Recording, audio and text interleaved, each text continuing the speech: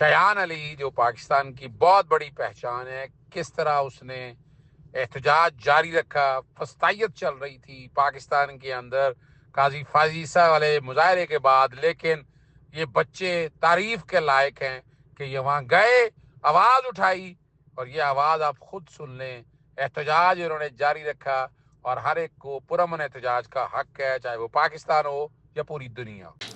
السلام علیکم، محمد صدیق اپنے پروگرام پولیٹیکل ڈائریز کے ساتھ حاضر خدمت 14 نومبر 2024 جمعرات کا دن ہے، اور آج آئینی بینچ 6 ممبر بینچ جو ہے وہ کیسز کی سماعت شروع کرنے والا ہے۔ جسٹس امین الدین کانسٹیٹیوشن بینچ کے ہیڈ ہیں۔ میں لسٹ دیکھ رہا تھا، سیاسی کیس اور کئی کیسز تو ایسے ہیں جو اپنی موت مر چکے ہوئے ہیں، میں ان میں اظہار نہیں کرنا چاہتا، لیکن ایک اور بڑا اہم کیس ہے، وہ جسٹس قاضی فائزہ کو براہ راست چیف جسٹس بلوچستان لگانے والا ریاض حنیف رائی کی درخواست ہے نظر ثانی کے کانٹیکس میں۔ وہ بڑا اہم کیس ہے اور یہ تاریخی طور پر ہے، براہ راست چیف جسٹس لگا دے، وہ ایسی تو کوئی مثال ہے ہی نہیں، آئین کے اندر گنجائش ہی نہیں ہے۔ آپ کو لگانا تھا پہلے جج کے بعد آپ چیف جسٹس صاحب، اور لیکن وہاں چونکہ ایک نظر آ رہا تھا کہ حالات کیا، لائرز موومنٹ میں کیا ایجنڈا تھا، اب تو آپ کو سمجھ آ گئی ہوگی نا کہ پاکستانی جوڈیشری کو کرش کیسے کر رہا تھا، کیسے جوڈیشری کے اوپر کنٹرول کرنا تھا کہ، اور یہ بتاؤں میں ان میں سے کئی ججز ہیں جو اصولوں پہ کھڑے رہے، وہ کمپرومائز نہیں ہوئے، لیکن کئی چیزیں ایسی ہیں جو تاریخ کا دائرہ، جو میں نے اس وقت کی جو باتیں کی ہیں میڈیا پہ، اسپیسز پہ، فیس بک پہ، یوٹیوب پہ، وہ سارے آپ کے سامنے ہیں۔ اور میں پہلے دن سے بات کروں، یہ ابھی ایک ایجنڈا اور بڑا خطرناک ہے، یہ یاد رکھ لیجئے گا، میں بار بار کہہ رہا ہوں، آرٹیکل 2A کو ابھی ہٹ کرنا ہے، اور یہ آپ کی سپریم کورٹ میں اندر بیٹھے، ہو سکتا ہے آئینی بینچ ہی سارے معاملے کو دیکھے۔ پاکستان کی اسلامی ساکھ کیسے ختم ہونی آنے والے وقت میں، یہ میری اپنی اندازے ہیں، غلط بھی ہو سکتے ہیں، لیکن یہ آنے والے وقت سے پہلے میں ریکارڈ اس لیے رکھ رہا ہوں تاکہ آپ کو یاد رہنا چاہیے کہ یہ باتیں میں نے کہی ہوئی ہیں، میں ریکارڈ کے اوپر اپنا لیٹ دے ریکارڈ بی کیپٹ اسٹریٹ، ٹھیک ہے نا جی۔ اور یہ بڑی زبردست بات ہے، اور آپ سمجھ سکیں گے حالات کیا ہیں۔ 1993، 2003 اور 2008 ماحولیاتی آلودگی سے متعلق جو ہے نا سماعت کے لیے مقرر کر دیا گیا۔ عام انتخابات 2024 کا شیڈیول تبدیل کرنے سے درخواست متعلق بھی آئینی درخواست بینچ سماعت کے لیے مقرر ہے، اور اس درخواست میں انتخابات فروری سے مارچ کے پہلے ہفتے سے منتقل کرنے کی استدعا کی گئی تھی۔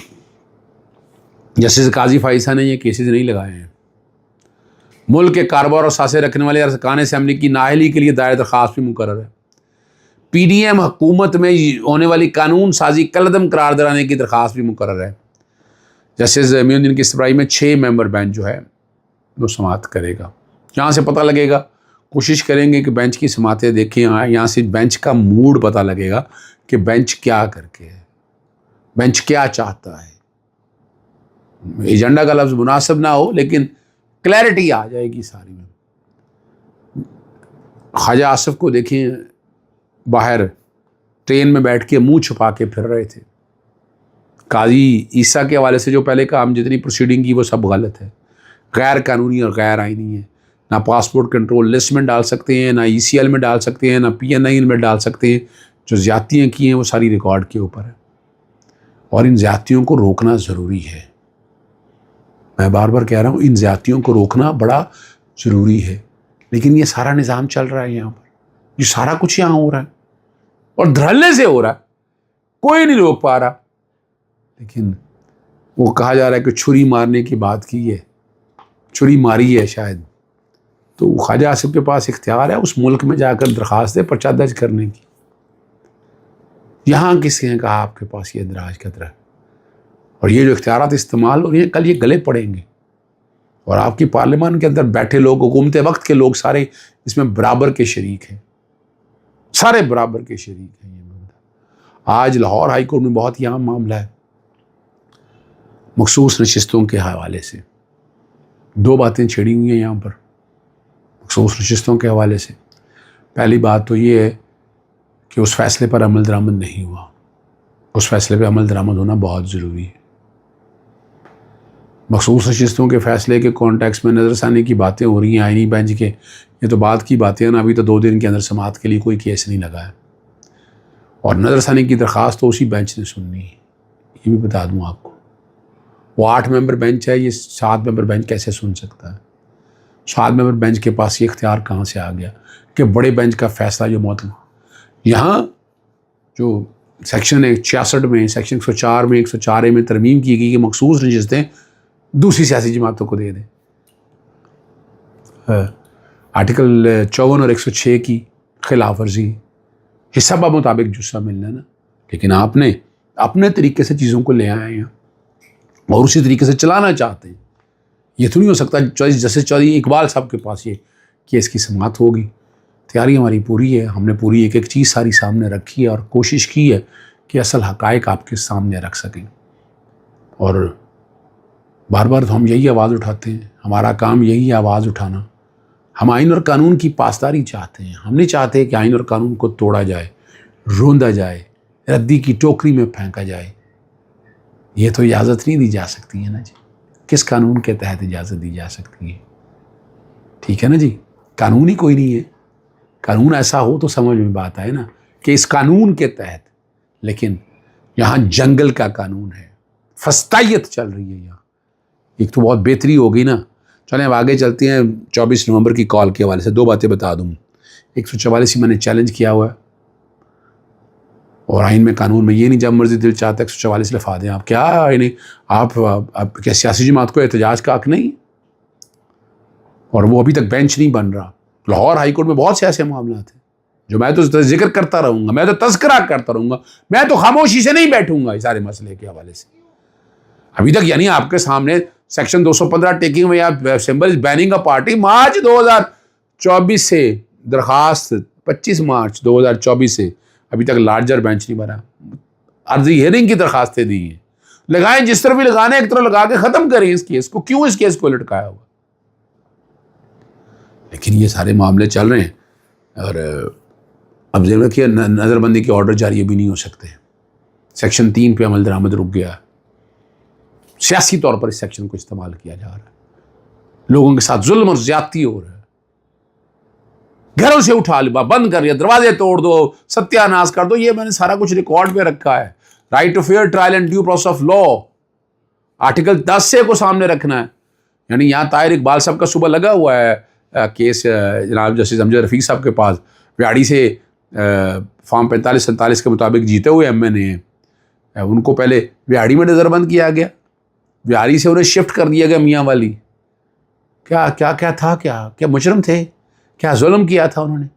اسی لیے اب ان سارے معاملات کو رکھتے ہوئے 4 چیزوں کے اوپر کال دی ہے 24 نومبر کو اسلام آباد میں. اور یہ فائنل کال دی ہے.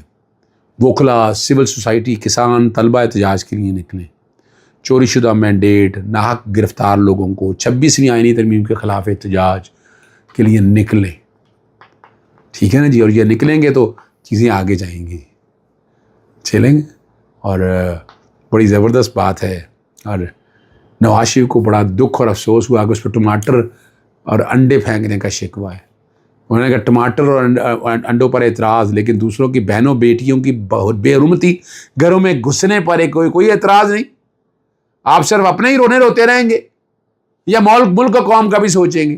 سابقہ وزیر اعظم رہے ہیں آپ کو تو ملک اور قوم کو آپ کی حکومت میں کر رہا ہے سارا کچھ. آپ کو انڈے اور ٹماٹر یاد آ گئے. یہاں لوگوں کے ساتھ جو ظلم ہو رہا ہے اس پہ آپ خاموش بیٹھے رہے. چلیں، قیوم صدیقی کے سوال کا جواب تو دینا ہے. جو کہہ رہے ہیں کہ جناب ایکس چل رہا ہے تو پھر یاہو بکا. کس نے کہا ایکس چل رہا ہے جی؟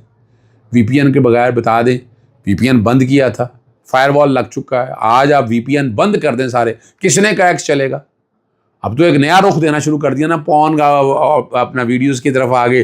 پہلے آپ نے دیکھا کہ پون ویڈیوز پہلے لیک ہوئی، پھر شور شرابہ شروع ہو گیا کہ یہ دیکھیں پون کا ہے. اور توہین رسالت کے اوپر میں 2010 سے آواز اٹھا رہا ہوں.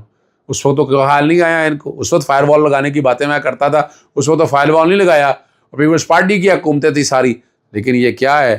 اور یہاں سے آپ اندازہ لگا سکتے ہیں. آخر میں حکومت جنیوا میں اور آج جہنم میں بدترین سے موقع DHQ ہسپتالوں اور 131 THQ ہسپتالوں میں زندگی بتانے والی جو ہے نا اور ضروریات زندگی کی کمی کا بحران شدت اختیار کر چکا. اسٹاک کم ہو کے جو سننے میں آ رہا ہے 18 سے 31% تک پہنچ گیا, ڈیڈ لیول تک پہنچنے کا اندیشہ ہے. یہ ڈان نیوز کی خبر ہے, معتبر خبر ہے. محمد زبیر نے ایک اور بات بڑی واضح طور پر کہہ دی کہ میاں صاحب جیل کی صحبتوں کے حوالے سے بڑا انکشاف کر دیا. انہوں نے کہا ہر جمعرات 150 سے 200 لوگ ملنے آتے تھے اور PTI کے دور میں کوئی پابندی نہیں تھی. ابھی کوئی جواب ہے ان کے پاس؟ اور مذاکرہ خیز طور پر عمران خان سے ملنے جانے والے وفد کے لیے سیکشن 44 کے تحت یرغمال SHO بنائے رکھا. اب یہاں سے اندازہ لگا ہے یہ جو کچھ بھی ہو رہا ہے یہ تو بڑا واضح طور پر ہے نا جی. ٹھیک ہے نا جی. اور میں تو آپ کے سامنے یہ سارے اس لیے حالات رکھتا ہوں کہ آواز اٹھاتا رہوں اور میں آواز اٹھاتا رہوں گا. اجازت چاہتا ہوں. السلام علیکم. اللہ حافظ. پاکستان زندہ باد.